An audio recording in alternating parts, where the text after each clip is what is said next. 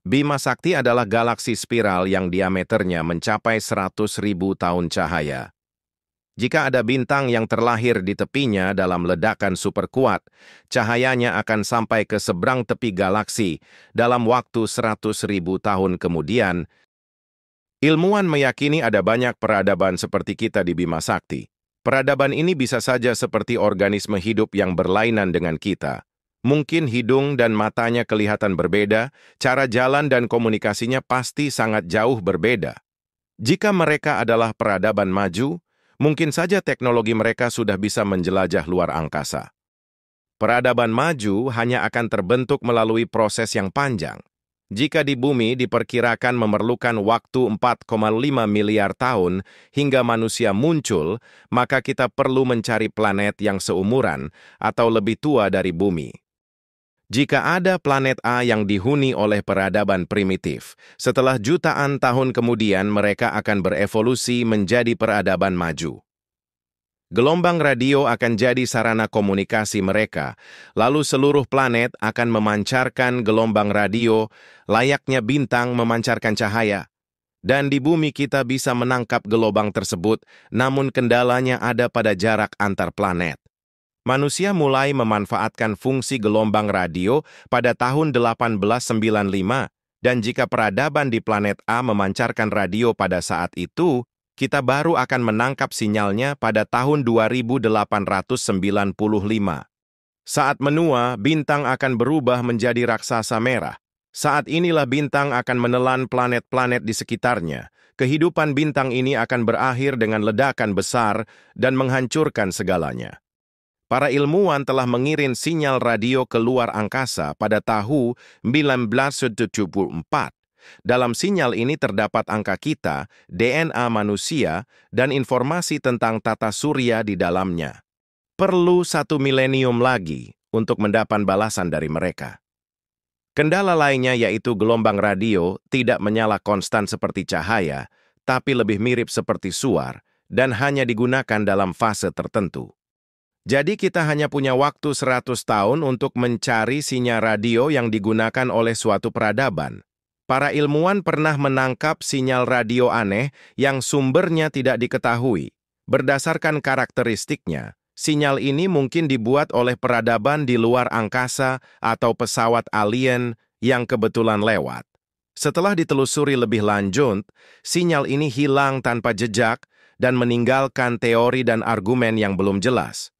Dan meskipun ada peradaban maju di bintang terdekat kita Proxima Centauri, waktu tempuh ke sana sekitar 73.000 tahun.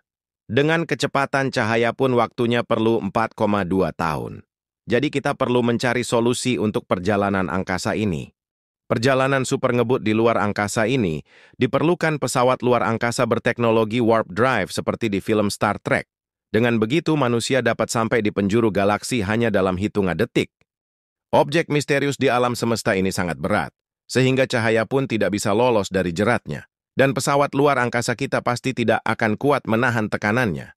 Bumi kita ini unik, 4,5 miliar tahun lalu planet ini hanya blok lava yang mulai dingin dan padat. Tapi kondisi ini menjadi kacau setelah asteroid besar melintas di atmosfer dan terjadilah benturan yang membuat bumi tidak hancur lebur, tapi sebagian asteroid masih berada di orbit. Batuan berat ini kemudian menstabilkan rotasi bumi dan akibat interaksi ini inti bumi mulai memanas dan asteroid ini membawa banyak air untuk bumi. Hingga kini memang belum ada bukti kuat kalau di luar sana ada kehidupan, dan kita juga tidak punya bukti kuat kalau hanya kita peradaban maju di alam semesta yang luas ini. Jika kamu amati titik terang di luar angkasa, sebenarnya itu merupakan galaksi dan di dalamnya ada 100.000 galaksi. Jika Bima Sakti memiliki 100 miliar bintang, maka tembok ini memiliki 10 kuadriliun matahari. Struktur raksasa ini disebut South Pole Wall, dan berjarak 500 tahun cahaya dari bumi.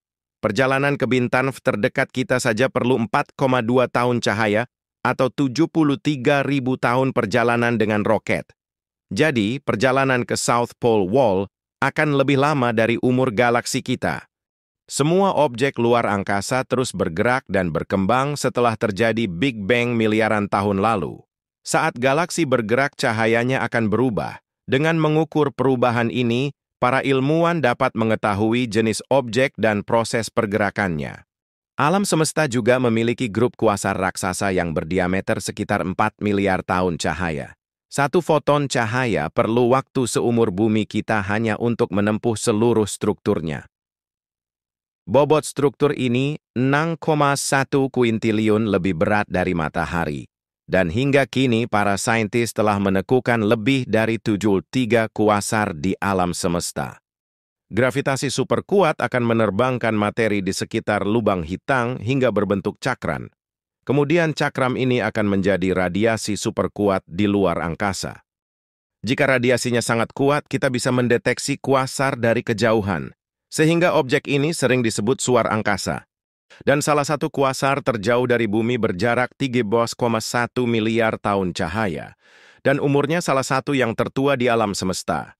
Kuasar ini mulai terbentuk sekitar 650 juta tahun setelah Big Bang dan berumur hampir 3 kali lebih tua dibanding tata surya kita. Dan di dalamnya terdapat lubang hitam supermasif yang bobotnya 800 juta kali lebih berat dibanding matahari.